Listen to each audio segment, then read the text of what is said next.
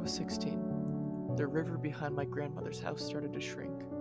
At first, it was small, just a lower tide than usual, but soon mud cracked beneath our feet, where there used to be water.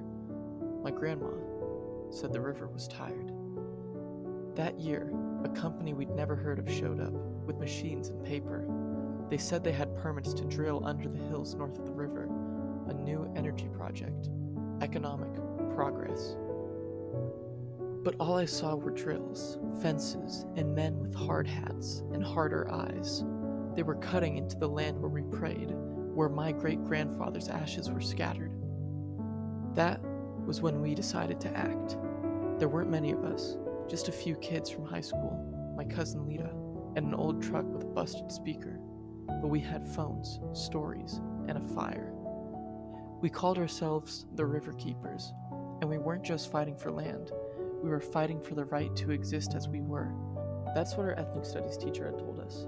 Racial formation isn't just about color. It's about power, about who gets to claim space and who gets erased. We set up camp near the drill site, posted updates every single day. The elders came next, then the tribal leaders. The camp grew into something sacred.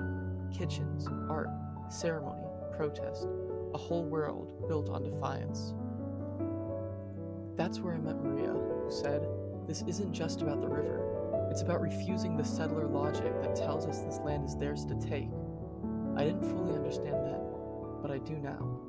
That's what our professor meant by settler colonialism, how land theft and erasure are ongoing, not just history. They tried to silence us, cops in riot gear, dogs, surveillance drones, but we stood in ceremony. We sang in the face of their weapons. We lived in defiance. That winter, the snow fell hard. We huddled in tents while our stories danced through the smoke.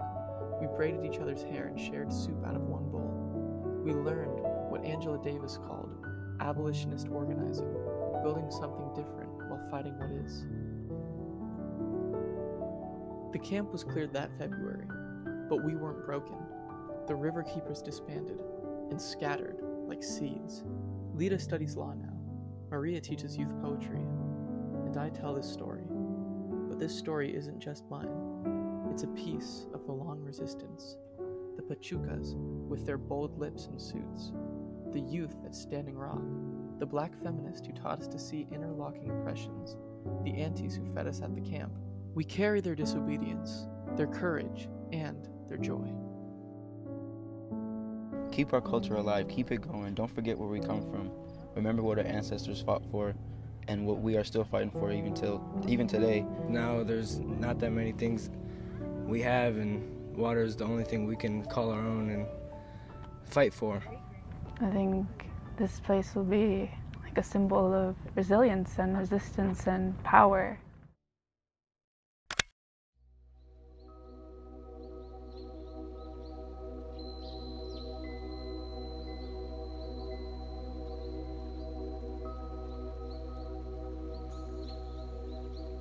In 2016, a group of Native youth from the Standing Rock Sioux Reservation lit a fire that the world could not ignore.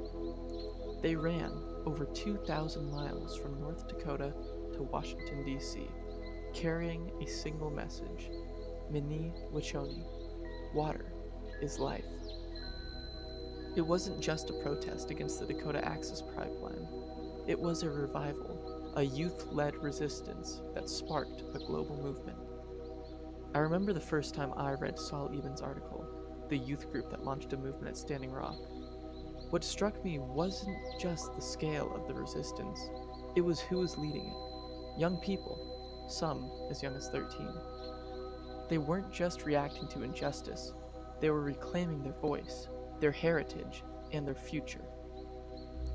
These youth had grown up watching their lands be polluted, their traditions be ignored, and their people slowly erased.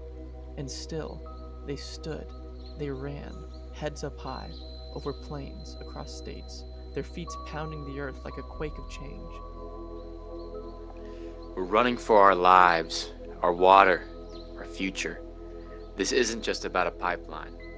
This is about survival. Their resistance wasn't only political, it was cultural, spiritual. Angela Davis reminds us that freedom is a constant struggle, and Standing Rock was proof. These youth weren't just resisting a pipeline, they were resisting centuries of settler colonialism. They were resisting the silence forced upon Indigenous voices. Their activism connected deeply with what Davis calls racial solidarity, alliances built across movements and generations.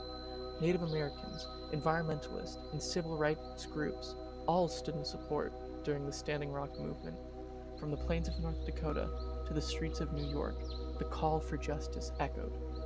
Mini Wichoni, water is life.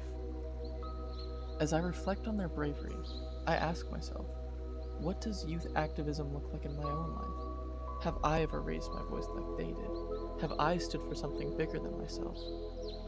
I'm not Indigenous.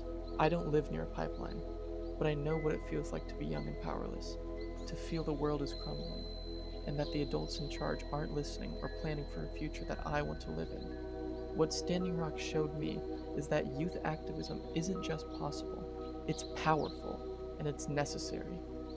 These teens didn't wait to be given permission. They organized, prayed, live-streamed, and educated. They reminded the world that the youth aren't just the future, but we are the present as well. At Standing Rock, water protectors built camps that became communities. Ceremonies were held, languages were spoken, histories were honored. In this, they practiced what scholars call resistance theory, fighting domination not just with protest, but with cultural survival. The youth brought their traditions into the modern world, using Instagram, drone footage, and hashtags alongside sacred songs and prayer circles. That fusion of old and new, that's what makes their activism so profound. Standing Rock wasn't perfect. There were internal tensions, exhaustion, fear. But in those moments, the youth turned to each other. They reminded each other why they were there, for the land, for their elders, and for the unborn. We are protectors, not protesters. We're protecting our future, and we are not backing down. Their courage forces me to examine my own silence. Where have I been passive when I could have resisted? What am I willing to protect? What side of history will my actions put me on? The Standing Rock youth didn't just resist a pipeline. They modeled a movement. They showed that being young doesn't mean being powerless. It means having the audacity to imagine something better. Their story stays with me. It reminds me that activism isn't just about showing up to a march.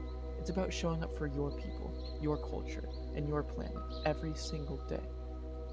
Mini Wichoni, water is life, and the youth will lead us.